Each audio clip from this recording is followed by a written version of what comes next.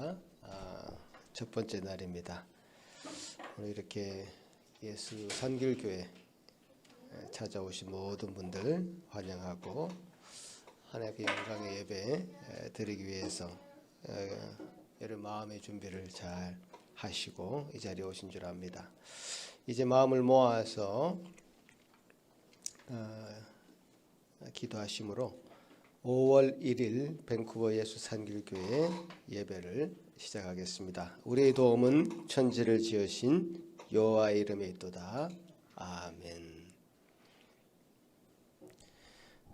사랑이 많으신 거룩하신 하나님 아버지, 하나님의 그 거룩하심은 참 죄와 사망의 것과 여러 가지 인간의 욕망을 구별할 수밖에 없었고, 그래서 우리와 하나님이 참 멀어진 관계에 있었으나 이 모든 것을 주 예수 그리스도의 보혈의 공로로 인해서 참 우리를 아들 삼으시고 주님께서 주시는 은혜를 덧입은 자로 이 땅 가운데 살게 하시고 의인이라 칭해 주시며 주님의 제자의 삶을 감당케 하시니 감사합니다.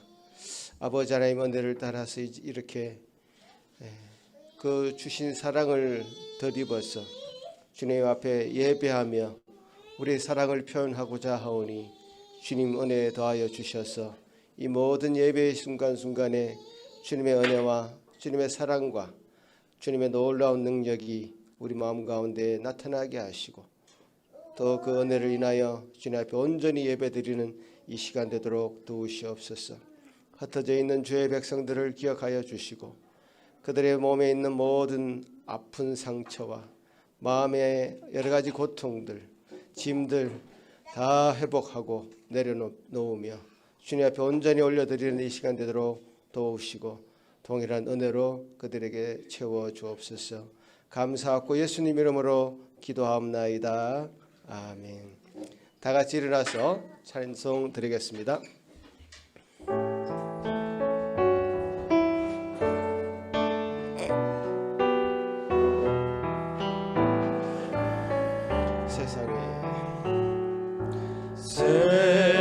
세상에 헛된 신을 버리고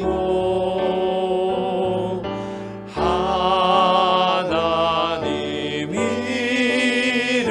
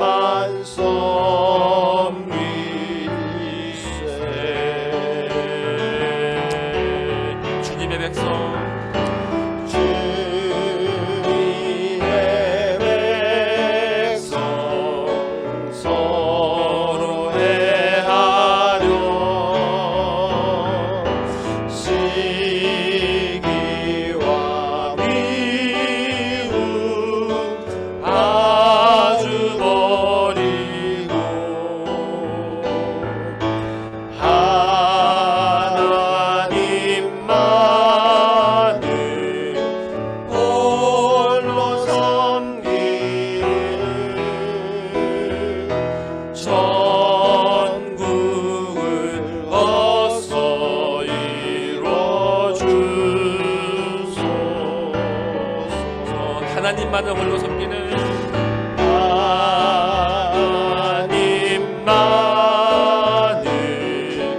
홀로 섬기는 전국을 어서 이뤄주소서.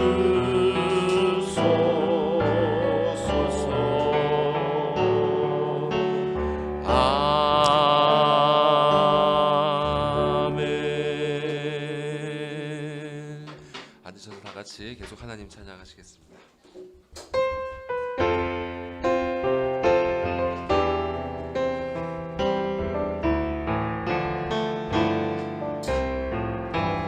예수 앞에 나오면 죄사함 받으며 주의 품에 안기어 편히 쉬리라.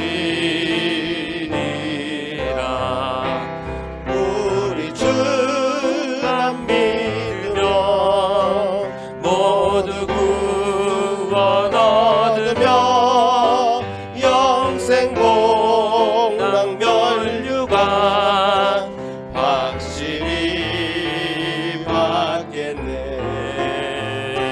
예수 앞에 한 번 더 찬양합시다. 예수 앞에 나 죄사함 받으며 죄사함 받으며 주의 품에 안기어 편히 쉬리라.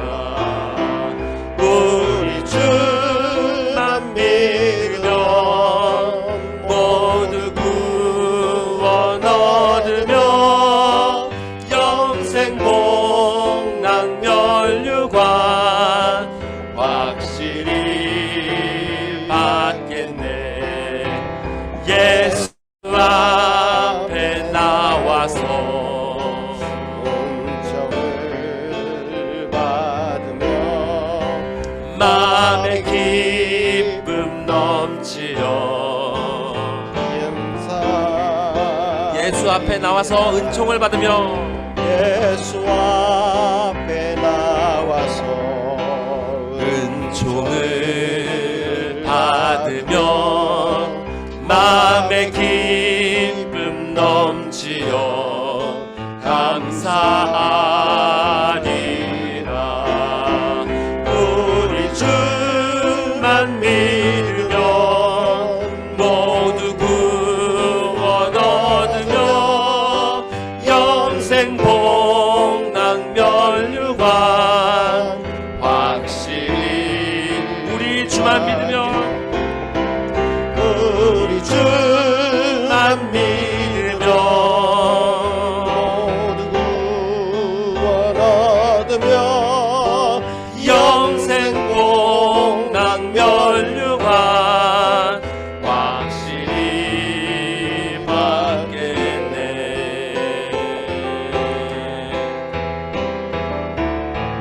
예수 앞에 설 때 예수 앞에 설 때에 흰 옷을 입으며 밝고 빛난 내 집에 길이 살리. 예수 앞에 설 때 예수 앞에 설 때에 흰 옷을 입으며 밝고 빛난 내 집에 길이 살리라. 우리 주만 믿으며 모두 구원 얻으며 영생 복락 면류관 확실히 믿으십니까? 받겠네. 우리 주만 믿으며 우리 주만 믿으면 모두 구원 얻으며 영생 복락 면류관 확실히 더 선포하시면서 우리 주만 예수만 믿으면 모두 구원 얻으며 영생 복락 멸류관 확실히 받겠네. 확실히 받겠네. 확실히 받겠네.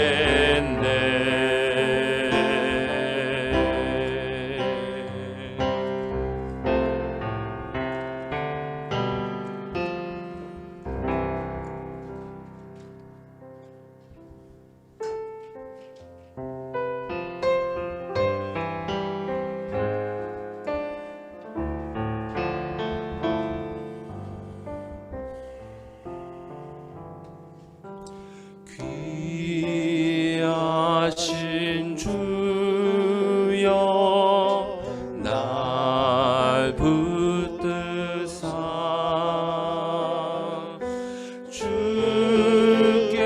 주께로 날마다 더 가까이 저 하늘 나라 나 올라가 구주의 품 안에 늘 안기요 영생의 복 받기 원합니다.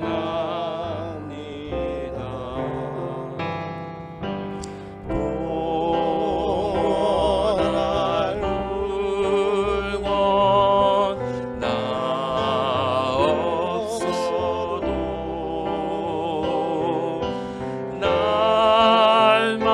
날마다 주께로 더 가까이 내 죄를 주께 다 고하니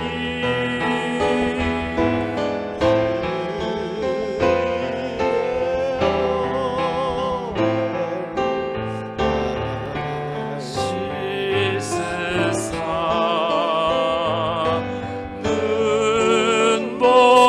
눈보다도 희게 하옵소서.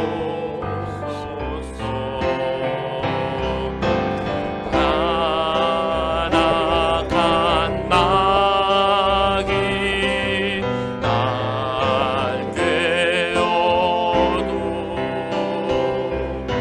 주 예수 앞으로 더 가까이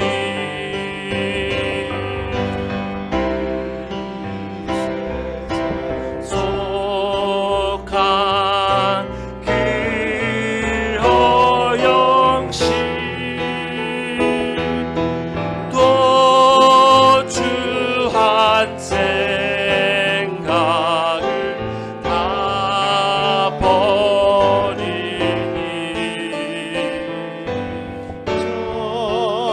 정결한 마음 내게 주소서. 이 세상 내가 살 동안 이 세상 내가 살 동안에 주께로 날마다 더 가까이 저 배는 저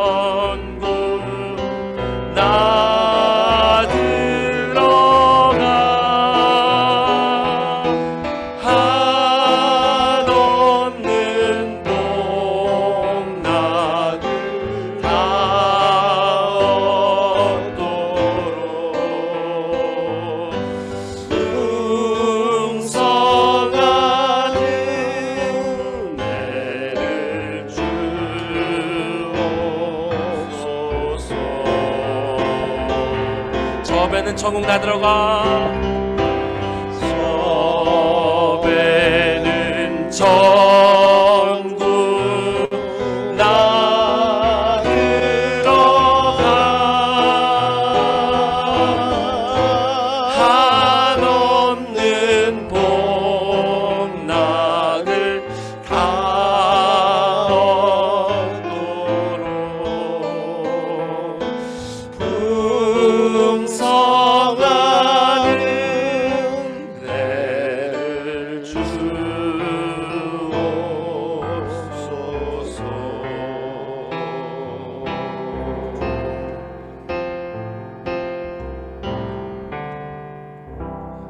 우리가 찬양하는 것처럼 우리의 모든 소원과 모든 간구를 다 주님께 아립시다. 주님, 다른 모든 것들 우리에게 다 헛될 뿐입니다.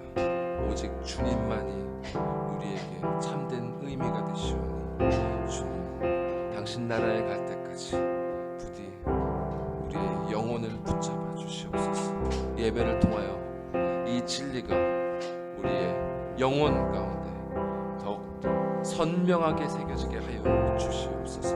다 같이 주님께 기도하시겠습니다. 아버지 하나님의 은혜를 감사합니다.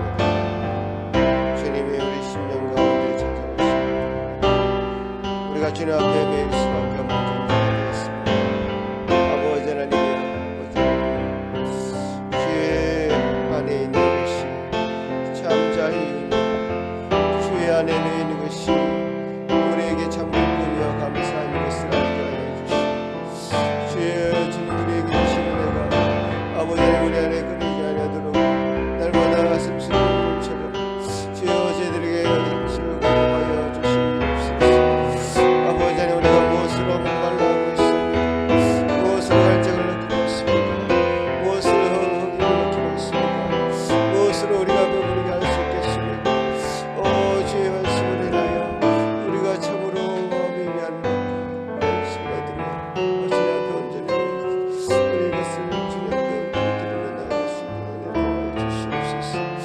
아버지 하나님이 우리 모든 가운데를 도와주시고 나게 하시고 주님 원하시는 삶으로 주님 앞에 주시옵소서. 아버지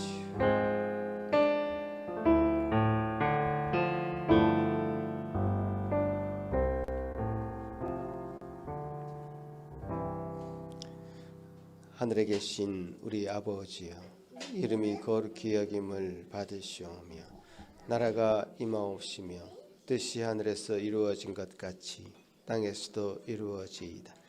오늘 우리에게 일용할 양식을 주시옵고 우리가 우리에게 죄 지은 자를 사하여 준 것 같이 우리 죄를 사하여 주시옵고 우리를 시험에 들게 하지 마시옵고 다만 악에서 구하시옵소서. 나라와 권세와 영광의 아버지께 영원히 있사옵나이다. 아멘. 시편 5편 함께 교독하시겠습니다. 여호와여, 나의 말에 귀를 기울이사 나의 심정을 헤아려 주소서.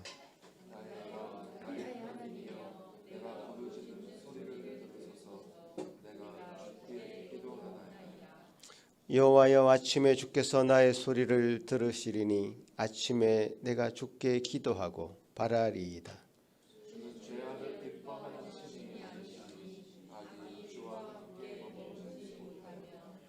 오만한 자들이 주의 목전에 서지 못하리이다. 주는 모든 행악자를 미워하시며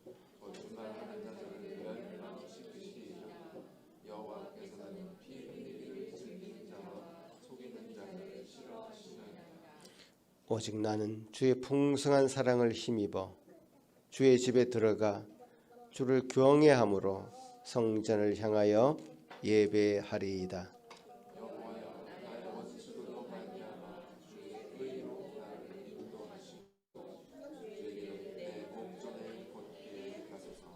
아멘. 이 시간에는 예배를 위해서 우리 김영희 사모님 기도하고 기도할 때에 다 같이 함께 기도하시겠습니다.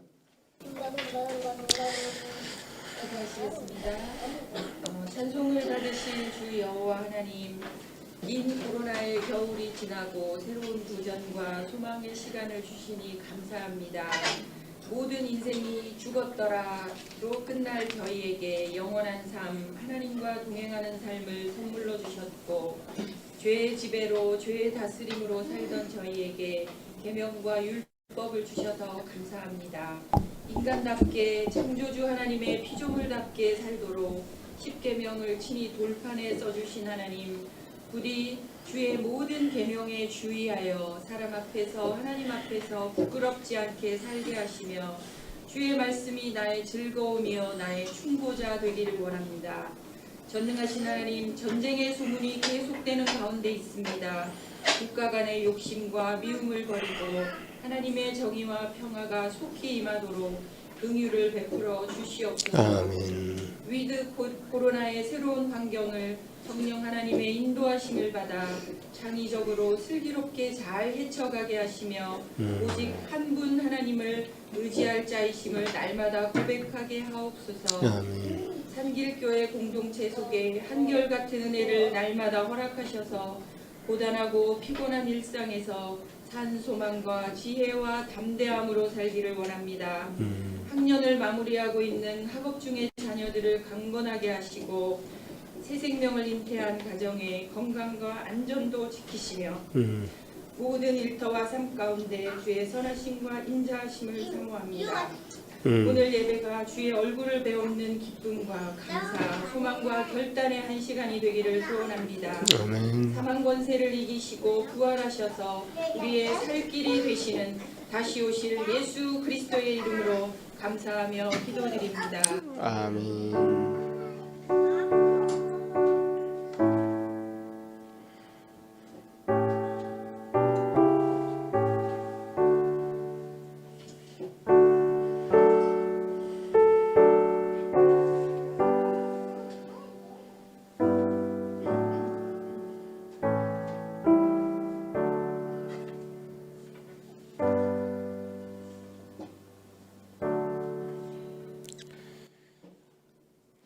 오늘 우리에게 허락하신 하나님의 말씀은 출애굽기 20장 4절에서 6절 말씀입니다. 제가 봉독해 올리겠습니다. 너를 위하여 새긴 우상을 만들지 말고 또 위로 하늘에 있는 것이나 아래로 땅에 있는 것이나 땅 아래 물속에 있는 것에 어떤 형상도 만들지 말며 그것들에게 절하지 말며 그것들을 섬기지 말라. 나 내 하나님 여호와는 질투하는 하나님인즉 나를 미워하는 자의 죄를 갚되 아버지로부터 아들에게로 3, 4대까지 이르게 하거니와 나를 사랑하고 내 계명을 지키는 자에게는 천대까지 은혜를 베푸느니라. 아멘. 우리 어린이들 앞으로 나오시겠습니다. 우리 어린이들이 매주 이렇게 그림을 그려주고 있는데요. 우리 주원이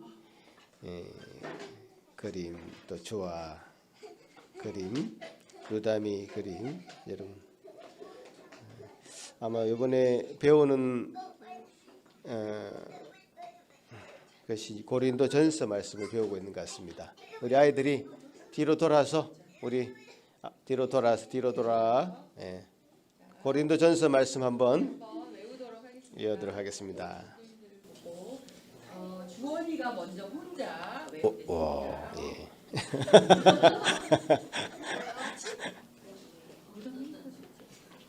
같이 하겠습니다. 고린도전서 말씀입니다. 시작. 그런즉 너희가 먹든지 마시든지 무엇을 하든지 다 하나님의 영광을 위하여 하라. 고린도전서 10장 31절 말씀. 아멘. 네. 야, 잠깐만. 기도하고. 예, 잠깐만. 자, 우리 아이들이 이 말씀 암송까지 했는데요. 이 말씀 꼭 간직하고 평생을 살아가기를 위해서 어린이들 위해서 기도하겠습니다. 하나님 아버지 감사합니다. 여기 함께 모인 우리 5명의 어린아이, 주님께서 또 태중에 있는 아이까지 이래와 모든 아이들에게 참 은혜를 베푸시고 그 아이들에게 친히 말씀하여 주시고 또 그 말씀을 암송까지 하게 하시니 감사합니다. 이 말씀 마음판에 잘 새기어서 그들의 평생을 가지고 할 수 있는 말씀으로 삼아 주시고 또 이 말씀을 따라 살아갈 때에 온전히 열매 맺는 그들의 삶이 되도록 도와주시옵소서. 감사하고 예수님 이름으로 기도합나이다. 아멘.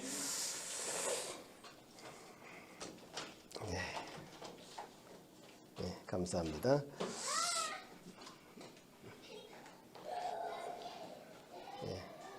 아이들을 보면 언제나 마음이 기쁘고 감사한 마음이 있는 것 같습니다.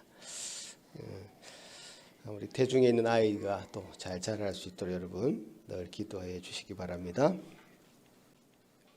오늘 이제 우리가 이 계명 지금 말씀을 나누려고 하는데요. 먼저 우리가 이 계명을 접할 때마다 이 계명을 들을 때마다 생각해야 되는 것은 이 계명을 주신 분이 누구냐, 그리고 그 계명을 주신 분과 우리는 어떤 관계에 있는가, 이걸 늘 생각하셔야 됩니다.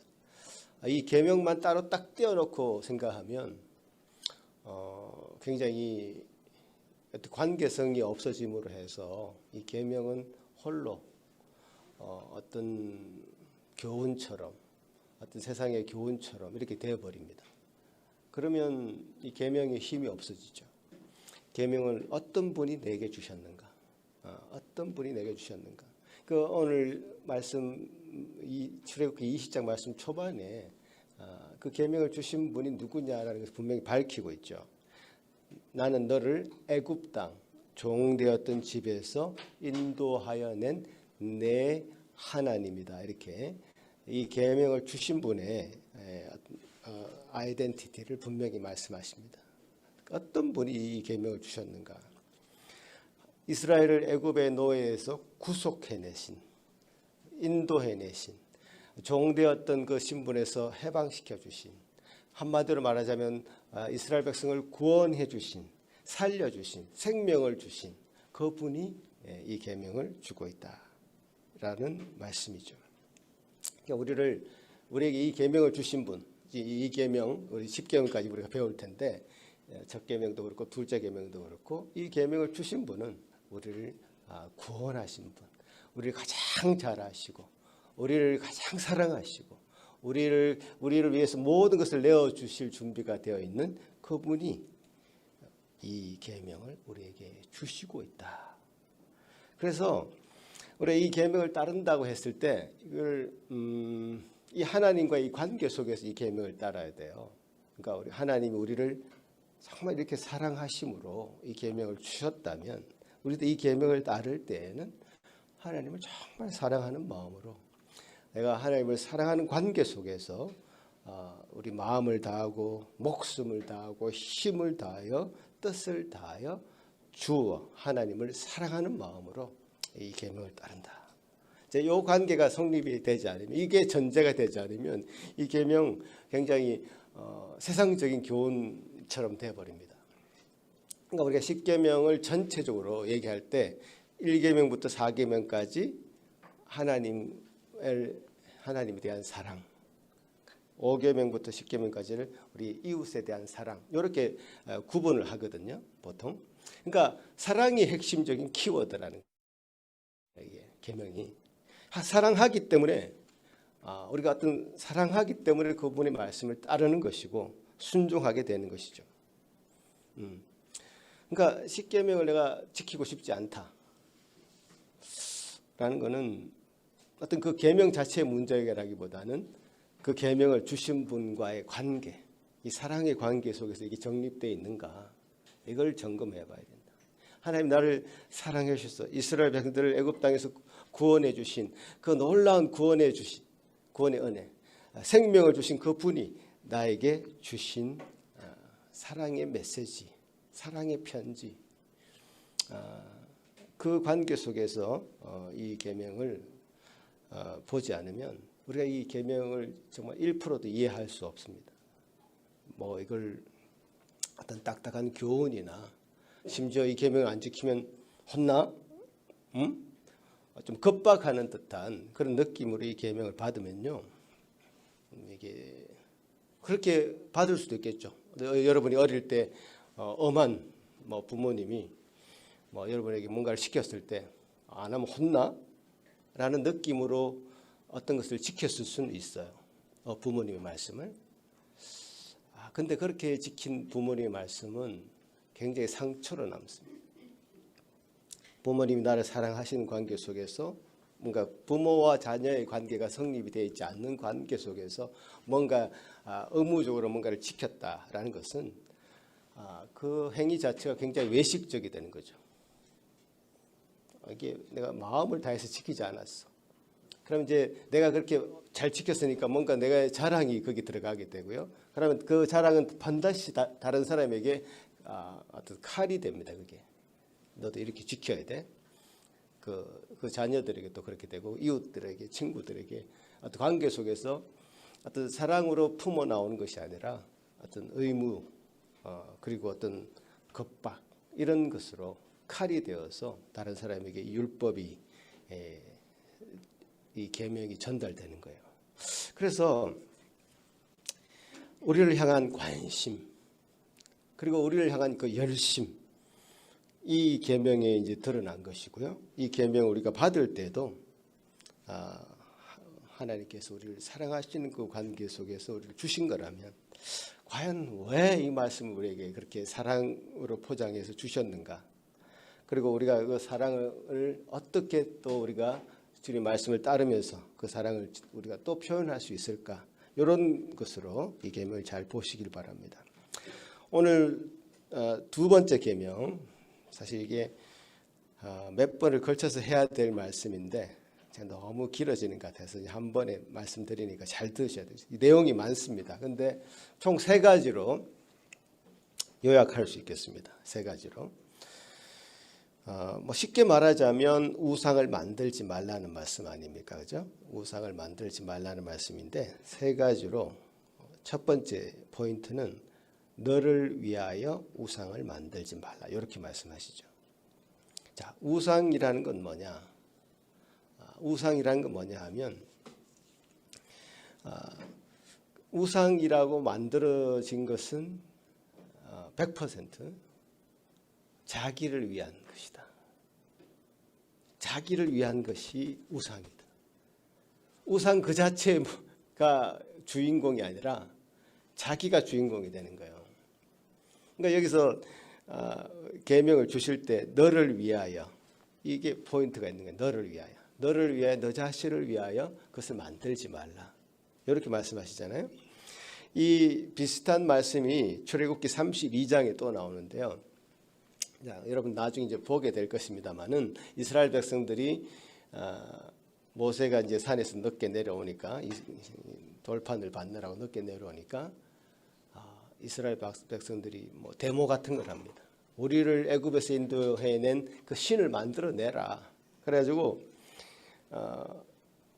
어떻게 얘기하냐면 출애굽기 32장 말씀 한번 띄워보시면 좋겠는데 출애굽기 32장에 보면 백성이 모세가 산에서 내려오미 더딤을 보고 모여 백성이 아론에게 이르러 말하되 일어나라 우리를 위하여 우리를 인도할 신을 만들라. 이 백성들의 요청이 굉장히 자기중심적이에요. 우리를 위하여 우리를 인도할 신을 만들어. 자기 자신들을 위한 어떤 신을 만들어내라 이 말이에요. 그래서 결국 만드는 게 뭐죠? 금송아지를 만들었어요. 자기들이 금폐물을 다 모아가지고 금송아지를 만들었습니다. 이 대목에서 우리를 위하여라는 이 말이 확 들어오지 않습니까, 여러분? 우리를 위하여. 자기 자신을 위하여 신을 만들었다는 그런 의미죠. 현대 종교학자들도요, 신은 인간들이 만들어낸 것이다 이렇게 얘기합니다. 그러니까 어떤 종교의 기원을 찾아가 보면 그렇다는 얘기예요. 그들이 이제 연구한 것은 이들이 한 말과 전혀 다르지 않습니다. 애굽에서 자신들을 구출해낸 생명을 주신 그 하나님, 그 하나님이 그 구원의 시작이었다는 것을 우리는 분명히 알고 있습니다. 성경에서도 우리를 창조하신 분이시고 우리에게 생명을 주신 분이신데 그 하나님의 초점이 있는 것이 아니라 자기 자신에게 초점이 있는 거죠. 자기 자신을 위하여 하나님을 만들어냈다. 이게 인간의 악함이죠. 악한 인간은 하나님에서 출발하지 않고요. 인간에서 출발해서 하나님이 우리 인간이 하나님을 했던 신을 만들어내 버렸다. 그래서 우리의 어떤 원초적인 욕망은요, 우리가 램프를 가지는 겁니다. 어떤 램프? 그 지인이가 그 안에 들어있는, 문지르면요 뿅 튀어나와가지고 내 소원을 들어주는 그런 어떤 존재를 우리는 갖고 싶어하죠. 인간의 원초적 욕망이 투영되어 있는 본문이다. 출애굽기 32장이. 그죠? 기독교는요, 일반 종교와 다릅니다, 여러분.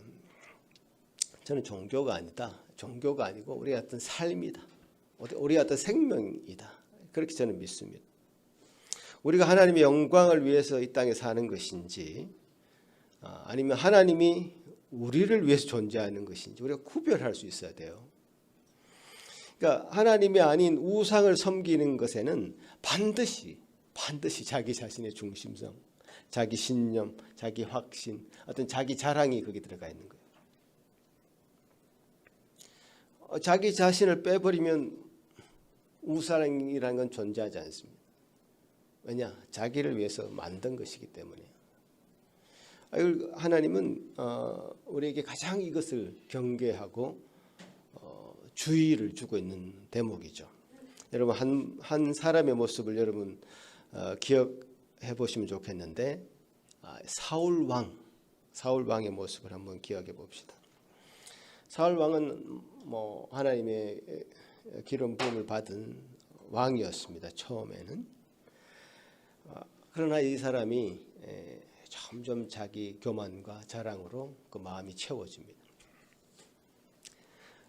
아말렉 족속과의 싸움에서 큰 승리를 얻습니다. 사무엘상에 보면요. 근데 이때 사울은 자기를 위하여 갈멜에서 기념비를 세웠다고 기록하고 있습니다. 사무엘상 15장에요. 자기를 위하여 이 전쟁에서 승리하게 하신 하나님께 영광을 돌리는 것이 아니라 자기를 위하여 기념비를 세웠다. 어떤 비를 세웠다. 이렇게 기록하고 있고, 전쟁을 하면서 살찐 소와 양을 남겨놓습니다. 하나님의 명령은 다 진멸하라 였는데 남겨놓습니다. 자기 나름대로 명분이 있었습니다. 왜?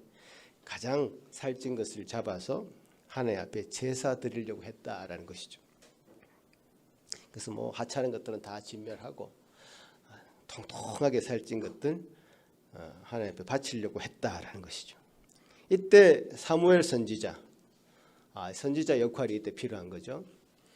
이 서슬퍼런 사울 왕 앞에 나아가서 아주 유명한 말씀을 합니다.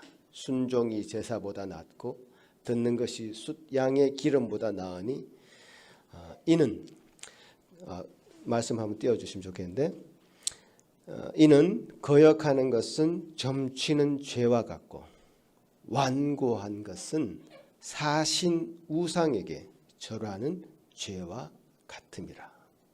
제가 다시 한번 읽어드릴게요. 순종이 제사보다 낫고 듣는 것이 숫양의 기름보다 나으니 이는 거역하는 것은 점치는 죄와 같고 완고한 것은 사신 우상에게 절하는 죄와 같음이라. 자, 하나님이 명령하신 것에 순종하지 않은 마음, 거역하지 않은 마음, 완고한 것, 고집스러운 것, 이런 모든 것은 우상에게 절하는 죄와 같다라는 것이죠. 완고하다는 것이 뭐죠? 자기 생각에 빠져 있는 거예요. 하나님 말씀에 자신을 내어놓고 하나님 제게 말씀하십시오. 제가 순종하겠습니다. 이 사무엘 선지자의 태도가 필요한데, 이 반대로 하나님 그렇게 말씀하시지만 난 내 생각이 맞다고 생각합니다. 자기 소견에 옳은 대로 행해버리는 것이죠. 이게 완고한 것입니다. 모든 것을 오픈해서 하나님 말씀이 맞다면 제 것을 포기하겠습니다. 이 자세가 필요한데 우상 숭배의 마음은 아니죠. 자기 애착과 자기 자랑, 어떤 자기 신념, 자기 교만 다 들어가 있어서 이 모든 것을 하나님의 말씀에 자신의 마음을 오픈하는 것이 아니라 자기 하나님께 대한 통로를 막아버리고 자기 생각을 더 강화시키는 쪽으로 나아가게 된다라는 것이죠. 굉장히 이기적인 그런 행위가 바로 우상 숭배라는 것입니다. 예수님은 제자들에게 이렇게 얘기했습니다. 마태복음 16장 말씀인데 누구든지 나를 따라오려거든 자기를 부인하고 자기 십자가를 지고 나를 따를 것이다. 그러니까 우리 이 신앙의 핵심이 여기 있는 것 같아요. 자기 부인, 자기를 부정하지 않으면 하나님 앞에 어떻게 우리가 나아가겠습니까? 내 것을 다 챙기고 내 생각을 그대로 간직하고 내 것을 나의 체면과 나의 경력과 나의 모든 지식과 이런 걸 다 고스란히 간직한 채로 하나님 앞에 나아갈 수 있겠습니까? 못 갑니다. 하나님이 아니라 우상을 가지고 하는 것이죠. 그거는 하나님은 그런 분이 아닙니다. 하나님 우리를 시작하신 분이고 하나님 우리를 이끌어 가시는 분이고 하나님 우리를 완성하실 분이에요. 그 하나님 앞에 우리 자신을 다 내려놓지 않으면 부인하지 않으면 결코 그 하나님을 만날 수 없습니다. 여러분 우리가 우상처럼 할 수 있는 것들이 많이 있습니다. 돈도 우상이 될 수 있죠. 더 하나님보다 더 크게 보이는 것. 그게 그렇죠. 돈도 우상이 될 수 있고 저 권력을 좀 잡아보면 내가 이 세상에 뭔가 큰 일을 할 수 있을 텐데라는 것도 우상이 될 수 있고요.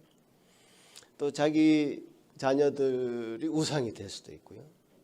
어떤 하나님보다 더 우선순위에 있는 하나님을 위해서 내가 이것을 버려야 되는데 버리지 못하고 있는 어떤 것들 다 우상이죠.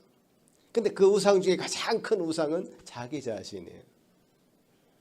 자기 자신을 가장 못 버려요. 그래서 하나님 앞에 이렇게 우상이 되는 것은 정말 다 버려야 되는데 그것이 가장 1순위가 우선순위가 자기 자신이다. 끊임없이 우리는 하나님을 섬긴다고 하면서도 자기 자신의 그 중심성은 버리지 않고 계속 강화시켜 나가는 그런 잘못된 우를 범할 수 있습니다, 여러분. 그래서 먼저 첫 번째 강조점은 자기를 위하여 우상을 만들지 말라. 이렇게 이제 말씀하셨습니다. 이 말씀 첫 번째 강조점 요거 가지고 사실 한번 설교를 해야 되는데 넘어가겠습니다. 두 번째 강조점입니다. 두 번째는 피조물의 형상을 만들어서 그것에게 절하거나 섬기지 말라는 거예요. 우리 눈에 보이지 않는 하나님 우리 눈에 보이지 않습니다. 그죠? 하나님 우리 눈에 보이지 않기 때문에 그 하나님의 형상을 만드는 순간 하나님을 제한시켜 버리는 게 되죠. 하나님을 제한시키는 건 엄청난 죄입니다, 여러분. 하나님 그렇게 제한 당할 분이 아니에요. 어떤 것을 우리가 하나님이라고 명명하는 순간 다른 모든 것은 하나님이 아닌 것이 되어버리죠. 하나님 그런 분이 아니에요. 어떤 것에 제한될 수 있는 그런 분이 아니죠. 그래서 하나님이 스스로 당신의 이름을 밝히실 때도 나는 스스로 있는 자다. 나는 시작도 없고 끝도 없고 어떤 제한이 없는 분으로 그렇게 당신을 밝히시잖아요. 저를 명명할 때는 서리에 사는 이기석, 몇 번지에 사는 누구라고 얘기하면 저가 밝혀질 수 있습니다. 제 사진도 밝힐 수도 있고. 인간은 그렇게 됩니다. 제한될 수 있습니다. 그러나 하나님은 제한될 수 없죠. 무한히 높고 무한히 넓고 무한히 깊으신 분입니다. 그렇게 그 분의 형상을 만든다는 것, 제한시키는 거죠. 금송아지, 곰, 독수리, 고목나무 등등등등 어떤 것으로도 형상화를 시켜서는 안 됩니다. 그 형상화 시켰을 때 사람들이 어떤 신앙심을 고취할 수 있기 때문에 종교학자들은, 전통적인 종교를 연구하는 사람들은 원주민들도 이 토템 같은 걸 만들어서 독수리 형상이나 곰의 형상이나 이런 토템을 만들어서 어떤 신앙의 공동체를 유지하긴 했습니다. 자, 이제 그게 어떤 원주민들에게 보여지는 원초적인 어떤 종교의 모습에서 보여지는 어떤 것들인데요. 제가 말씀드렸잖아요. 기독교는 종교가 아니라고요. 그런 식으로 만들어낸 어떤 종교와는 차원이 다른 우리 어떤 삶이고 생명이죠. 하나님을 그런 식으로 제한시키고 어떤 것으로 형상화시켜서 하고 싶은 욕망이 인간에게 있다는 것은 우리가 인정할 수 있습니다. 원초적인 욕망이 있죠. 그래서 우리 한국에서도 전통적으로 사람이 죽으면 조상 신이 돼가지고 그 제사를 지내서 그 앞에 절을 하잖아요. 효도의 차원에서 조상을 기억하는 것은 뭐라고 할 얘기가 없습니다만은 그분들을 신처럼 모시거나 그 앞에 절을 하는 것은 해서는 안 되는 일이죠. 굉장히 이제 이런 부분이 한국에서는 굉장히 첨예한 문제가 되어가지고 그런 일들 때문에 이제 많은 일이 해프닝하곤 했습니다. 저도 이제 그런 일을 많이 겪었는데요. 우리 분명히 해야 되죠. 조상을 기억하고 그분들이 하신 업적들을 생각하는 것 중요한 일이지만 그 앞에 절을 해서는 안 된다. 그리고 하나님께서도 모세에게요. 이제 우리가 다음에 예전에 우리 전사님이 설교를 한번 하셨는데 이 부분에 대해서 구리뱀을 만들어 놋뱀을 만들려고 하신 적이 있죠. 이스라엘 백성들이 계속 불순종하는 그런 일이 해픈하자 불뱀을 보내서 그들을 물게 하셨죠. 희생이 늘어나자 모세가 하나님 앞에 나아가게 되고 기도하면서 하나님은 그들에게 놋뱀을 만들어 장대에 매달라고 지시하십니다. 놋뱀을 바라보는 자들에게 어떤 치유의 능력을 허락하셨고 놋뱀을 바라볼 때 그들은 살아났습니다. 자, 이 놋뱀 결국 우리가 예수님이 니고데모에게 이 놋뱀에 대한 상징을 자신을 가리키는 상징이다 이렇게 말씀하시는 대목이 있죠. 요한복음 3장에 제가 이 말씀을 떼어놨는지 모르겠는데 요한복음 3장에 보면 모세가 광야에서 뱀을 든 것 같이 인자도 들려야 하리니 이는 저를 믿는 자마다 영생을 얻게 하려 하심이니라. 그러니까 놋뱀이 들려진 것은 예수 그리스도께서 들려주신 것이고 그를 믿는 자는 영생을 얻게 된다라고 하는 놋뱀이 가지고 있는 상징을 해석해 주셨습니다. 자, 범죄한 이스라엘을 구원하기 위해서 놋뱀이 장대 높이 달려졌고요. 그 놋뱀은 예수 그리스도를 상징하는 것이었죠. 자, 이 놋뱀 하나의 상징으로서 의미가 있고 가치가 있는 것은 분명합니다. 그런데 나중에 이스라엘 백성들이 이 놋뱀조차도 우상처럼 섬기기 시작합니다. 그 앞에 절을 하고 제사를 지내고 그런 일이 해픈을 해요. 히스기야 왕이 종교개혁을 감행할 때 이 우상의 제단과 여러 제단과 함께 이 놋뱀도 부셔버립니다. 자, 그런 일이 생기는데 열왕기하 18장 말씀 한번 띄워주시면 여러분 같이 한번 읽어볼까요? 열왕기하 18장 4절 말씀인데요. 시작. 여러 산당을 제하며 주상을 깨뜨리며 아세라 목상을 찍으며 모세가 만들었던 놋뱀을 이스라엘 자손이 이때까지 향하여 분향함으로 그것을 부수고 노스드라이라 일컬었더라. 자, 이게 이 인간의 어떤 취약함이 여기서 참 드러나는데요. 하나의 어떤 상징으로 이제 쓰였던 그 어떤 것, 거기서 뭔가 어떤 치료하는 광선 같은 게 나오는 것으로 인간은 받아들일 수 있고요. 그거 자체가 어떤 신비한 능력을 가진 것처럼 생각할 수 있습니다. 그렇기 때문에 이런 어떤 상징 것들, 상징으로 표현되는 형상화하는 것을 가능한 한 안 하는 것이 좋겠다. 심지어 이 십자가라는 것도요. 우리가 뭐 차에 십자가 달고 다니는 분들이 있잖아요. 십자가를 기억할 때, 생각할 때 예수 그리스도를 기억하게 되고 우리를 위해 하신 그 희생을 기억하게 되는 거 좋습니다. 그런데 그걸 달면 내 차에 사고가 안 날라나? 뭐 이런 식의 생각한다면 하나의 십자가가 아니라 이 부적처럼 사용하는 거거든요. 이게 그런 식으로 사용해서는 안 된다는 거예요. 어떤 상징이 가지고 있는 그 본래 의미가 있는데 그 의미를 생각하지 않고 그 상징만으로 형상화를 시켜서 그것이 어떤 종교심을 자극하는 그런 것으로 우리 어떤 종교의 역사를 보면 그렇게 사용을 해왔어요.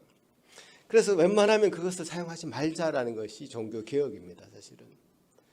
그래서 이게 뭐 신자들의 신앙을 촉발할 수 있는 계기가 될 수도 있죠, 십자가. 그러나 양날의 검인 거지, 사실은. 그 십자가를 막 이제 그 앞에 가면 뭔가를 내가 뭔가를 얻을 수 있는 것처럼 그것이 어떤 부적처럼 사용된다면 그건 또 그게 또 우상화되는 거죠. 뭐 어떤 마리아의 형상이나 심지어 예수님의 형상이나 또 예수님의 제자들의 형상이나 이게 만들어 놓고 뭔가 굉장히 경건해지는 마음이 촉발되긴 해요. 저도 이제 그런 동상 앞에 가면 그런 마음이 생기죠. 근데 그 차원에서 머물지 않는다는 게 문제죠. 그 차원에서 머물지 않고 더 그것이 주는 어떤 효험이 있는 것처럼 생각해버리는 쪽으로 나아가니까 아예 이것을 만들지 않는 것이 더 유익하겠다라고 결론을 내리게 되는 거죠. 그래서 우리 인간의 연약함과 죄악성을 볼 때 어떤 형상을 만드는 것은 유익함이 없다라는 것이죠. 그래서 이제 어떤 형상화하는 것, 뭐 그것은 어떤 것으로든 하나님을 형상화하든지 피조물을 형상화하든지 형상화해서 그것을 섬기거나 절하는 것은 금지하신 겁니다. 자, 여기까지가 두 번째 강조점입니다. 자, 세 번째. 이 계명에만 좀 이렇게 특별하게 부록이 달려 있습니다. 부록이 달려 있는데 이 계명이 조금 길어요. 다른 계명보다. 왜 기냐? 이 부록이 달려 있기 때문인데요. 이 부록은 하나님의 어떤 성품에 관한 이야기를 하십니다. 굉장히 의아한 생각이 들 정도로 하나님의 성품을 얘기하시는데 나는 하나님은 질투하시는 하나님이다. 이런 말씀을 하십니다. 이제 분명히 하나님이 어떤 성품 중에 하나인데 이게 질투한다라는 말은 우리가 부정적인 감정이 먼저 들기 때문에 왜 질투하는 하나님이라고 말씀하셨나 생각이 들게 되죠. 그래서 우리가 이 원어적으로 한번 들어가 보면 질투라는 단어는 칸나라는 단어죠. 히브리어로. 그 질투라고 번역된 이 단어는 열렬하게 보살핀다. 이런 단어 의미가 있습니다. 질투라는 이 단어는 어떤 열심으로 번역할 수 있는 건데요. 그러니까 하나님의 어떤 질투라는 사랑이라고 했을 때 이건 어떤 하나님의 어떤 이기적인 어떤 사랑 이런 것이 아니라 이 사람들 향한 관심과 열정과 열심과 어떤 보살핌 이런 것이 이제 포함되어 있는 단어라는 거죠. 그래서 고린도후서에도 고린도후서 말씀 한번 띄워 보시면 이런 말씀이 있는데요. 같이 한번 읽어볼까요? 시작. 내 하나님의 열심으로 너희를 위하여 열심을 내노니 내가 너희를 정결한 처녀로 한 남편인 그리스도께 드리려고 중매함이로다. 자, 여기 열심, 하나님의 열심, 여기 번역이 되어 있는데 조금 여기도 원어적으로 헬라어적으로 들어가 보면 이 열심이라는 단어는 질투라는 단어로 번역할 수 있는 거예요. 그러니까 경건한 질투죠. 하나님의 열심이니까 영어로는 어떻게 되냐면 I am jealous for you with a godly jealousy. 그러니까 godly jealousy. 그러니까 경건한 질투. 이렇게 이제 영어로는 번역이 됐는데 이제 원어적인 그 의미가 그게 그렇다는 거죠. 그러니까 하나님과 우리 관계 속에서 어떤 질투라는 단어를 썼을 때는 굉장히 어떤 하나님과 우리 관계가 신랑과 신부의 관계로 얘기할 수 있는 거죠. 굉장히 순결한 그 신부가 신랑을 바라보지 않고 다른 남자를 바라보고 있다면 이거 어떻게 되겠습니까? 이런 관계는 성립을 할 수가 없는 거죠.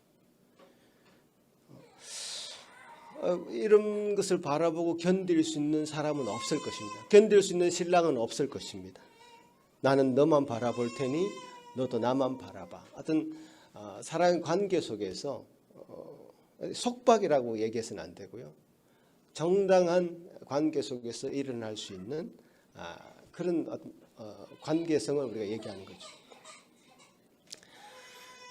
하나님은 우리에게 100% 마음을 주셨습니다. 그럼 우리도 하나님 앞에 100% 마음을 드려야지 정당한 관계죠. 근데 우리는 50% 하나님 드리고 50%는 다른 우상들에게 우리 마음을 준다면 이것을 허용하고 이것이 괜찮다고 할 하나님은 아니시다는 거죠. 우리 인간 신랑과 신부의 관계 속에서도 내가 나의 신부에게 100% 마음을 주고 있는데 나의 신부가 혹은 그 반대로도요. 제가 남자 쪽에서 먼저 얘기하시니까 미안한데 반대로도 마찬가지죠. 50%를 다른 사람에게 주고 있다면 근데 그것이 괜찮다. 내가 이 정도 허용할 수 있어. 이거를 정상이라고 볼 수 있는 사람은 좀 이상한 사람 아닐까요? 그런 영화가 있었잖아요. 이 신부가 이중으로 결혼하고 그것을 그 남편들이 다 인정하는 이런 영화가 나왔습니다, 여러분. 제가 옛날에 본 것 같은데 손예진이 여주인공이고. 그러니까 이 세태가 이제 그렇게 흘러가는 거죠. 이 남자에게도 마음을 주고 이 남자에게도 마음을 주는데 그 다 결혼 관계에 있고 그 인정되는. 이건 이제 세태가 그렇게 흘러가니까 이 세태의 문제이지 정상이라 볼 수는 없는 거죠. 여기서 질투라는 말을 썼을 때는 이 사랑의 관계 속에서 반드시 정상적으로 작동하는 어떤 메커니즘이죠. 이렇게 되지 않으면 100% 마음을 줬는데 100% 마음을 받고 싶은 것이 하나님의 마음인데 이렇게 되지 않으면 하나님은 우리 하나님이 아니신 거지. 우리도 하나님을 100% 섬기지 않으면 하나님 우리가 어떻게 하나님을 100% 섬기지 않으면서 우리 하나님이라고 말씀을 할 수 있겠냐고요. 물론 우리 인간들은 부부는 그렇게 안 될 수 있습니다. 사랑이 변할 수도 있고요. 그렇지만 우리는 하나님은 우리를 향한 그 사랑이 변하지 않으시고 하나님 우리를 배반하지 않으시는데 우리가 어떻게 배반할 수 있냐. 여기서 질투라는 말을 썼지만요, 사실 여러분 마음으로는 깊은 사랑 이렇게 해석하시면 될 것 같습니다. 사랑이 하나님이시다. 신부를 향한 100%의 마음을 가진 하나님의 사랑으로 우리를 사랑하시는 그분이시다. 그러니까 우리 우상에게 눈 돌리고 마음대로 행하고 있는 우리 백성들에게 하나님은 절대로 용납하지 않으십니다. 그것을 못하게 막으시는 거죠. 이 사랑의 관계에서 그것은 정당하기 때문에 그렇게 되어야 된다는 것이죠. 이 하나님의 성품을 우리 오늘 이계물 보면서 알려주셨기에 우리가 그 말씀 하나님을 우리가 또 배우게 되는 것이죠. 여러분 이 세 가지 강조점에 대해서 오늘 말씀을 들으셨는데 우상을 만들지 말라 이 한마디로 요약할 수 있겠지만 그 우상이라는 것은 첫 번째 우리 자신을 위한 것이기 때문에 우리 자신을 위한 어떤 것이기 우상일 수밖에 없기 때문에 그 우상을 만들지 말라는 것이고요. 또 형상을 만들지 말라는 것은 그 형상이라는 것은 결코 우리 어떤 인간의 악함이 우리가 연약함이 그 형상으로 인해서 더 악해지는 쪽으로 갈 수밖에 없고 하나님을 하나님으로 정당하게 섬길 수 없는 그런 것으로 빠지기 때문에 형상을 만들지 말라라고 말씀하시고 또 하나님의 어떤 성품에 대해서 우리에게 알려주신 것은 정말 감사한 일이에요. 여러분 하나님이 이렇게 당신을 드러내 주시고 계시해 주셔서 하나님의 성품을 우리에게 밝혀주시잖아요. 하나님은 뭐 우상하게 우리 좀 마음을 빼앗겨도 허용하시는 분이야 이게 아니라 절대로 안 돼 그건 라고 분명하게 말씀하시잖아요. 그러면 그 하나님의 성품을 따라서 우리가 하나님 앞에 우리의 마음을 100%의 마음을 드릴 수 있는 그런 하나님의 자녀로서 성도로서 살아가야 되는 것이죠. 부족하죠. 안 되죠. 그렇지만 그 방향성을 가지고 우리가 평생을 살아가야 된다는 걸 기억하시기 바랍니다. 기도하시겠습니다. 하나님 아버지 감사합니다. 우리 말씀을 통해서 또 하나님 성품도 알려주시고 또 우리에게 참 어떤 것이 잘못되어 가고 있는 것인지 가지치기 해주시고 참 이렇게 우리에게 분명하게 알려주신 것으로 인해서 주님 우리가 그 가이드라인을 가지고 우리의 삶을 또 살아가게 하신 것 참 감사합니다.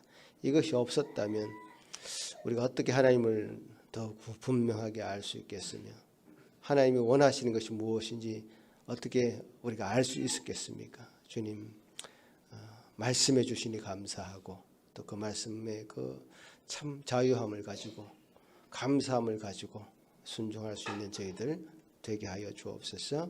예수님 이름으로 기도합나이다. 아멘. 사도신경으로 우리의 신앙을 고백하겠습니다. 전능하사 천지를 만드신 하나님 아버지를 내가 믿사오며 그 외아들 우리 주 예수 그리스도를 믿사오니 이는 성령으로 잉태하사 동정녀 마리아에게 나시고 본디오 빌라도에게 고난을 받으사 십자가에 못 박혀 죽으시고 장사한 지 사흘 만에 죽은 자 가운데서 다시 살아나시며 하늘에 오르사 전능하신 하나님 우편에 앉아 계시다가 저리로서 산자와 죽은 자를 심판하러 오시리라. 성령을 믿사오며 거룩한 공예와 성도가 서로 교통하는 것과 죄를 사하여 주시는 것과 몸이 다시 사는 것과 영원히 사는 것을 믿사옵나이다. 아멘. 예, 다 같이 일어나서 마지막 찬송 드리겠습니다.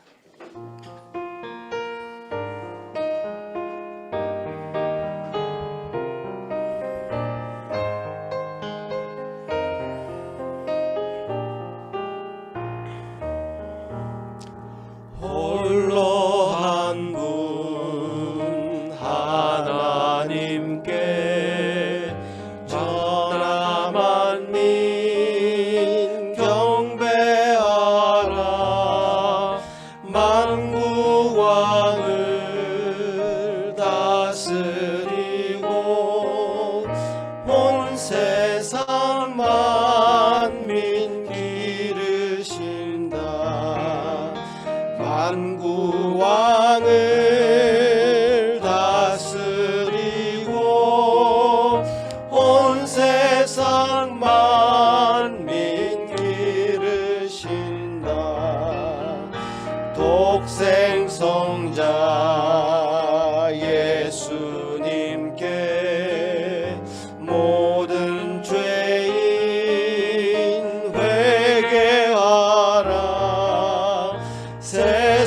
세상 만민 구원하고 놀라운 은혜 베푸신다. 세상 만민 구원하고 놀라운 은혜 베푸신다. 보혜사 성령님께 모든 삶을 맡기어라. 말씀으로 도우시고 죄악을 이길 힘 주신다. 말씀으로 도우시고 죄악을 이길 힘 주신다.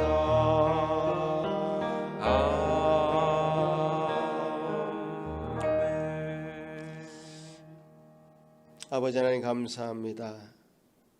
저희들 우리의 연약함과 우리의 죄악성과 참 여러 가지 부족한 것들 우리 눈에 보이나 주님께서 그 모든 것을 덮으시고 의의 옷을 입혀주시고 참으로 주님 앞에 담대히 나아갈 수 있는 담력을 허락하여 주셔서 이렇게 주님 앞에 나왔으며 예배하였습니다. 또 이렇게 예물을 주님 앞에 드립니다. 주님이여 우리에게 100% 베풀어 주신 그 사랑을 우리도 주님 앞에 100% 드리기를 원하오니 이 예물 우리의 마음의 전부라 생각하고 받아 주시옵기를 소망합니다. 아버지 하나님 은혜를 따라 또 한 주간 열심히 살아갈 수 있는 힘을 주시고 주님 동행하여 주시옵기를 소망하오며 감사드리오며 예수님 이름으로 기도합나이다. 아멘. 예, 앉으시겠습니다.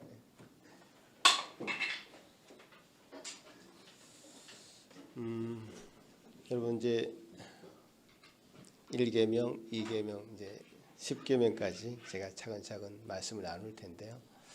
이것은 뭐 우리 집의 가훈이나 뭐 이런 정도의 말씀이 아닙니다. 변함없는 영원히 우리 마음속에 지키고 간직해야 될 그런 말씀이에요. 그래서 여러분 이 말씀을 잘 여러분 마음속에 간직하고 살아갔으면 좋겠는데요. 제가 한 번은 이 10계명을 매주 사도신경 하듯이 예배 시간에 한번 처음부터 끝까지 한번 하면 어떨까 이런 생각도 한 적이 있습니다. 그만큼 우리에게 중요하고 우리 계속 암송할 정도로 계속 우리 마음속에 간직해야 될 말씀입니다. 여러분 이 굉장히 중요한 말씀이 시리즈로 계속 되고 있으니까 여러분들이 이 말씀을 가지고 잘 여러분 것으로 삼으시면서 매주 말씀에 참여해 주시면 좋겠습니다. 예, 기도하겠습니다.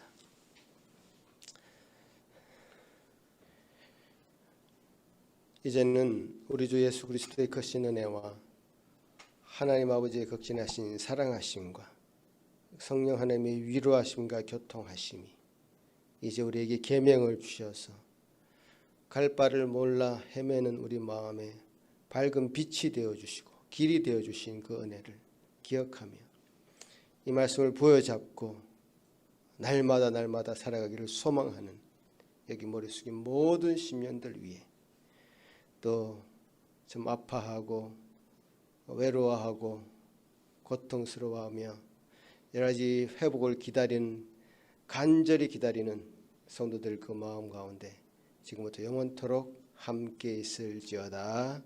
아멘.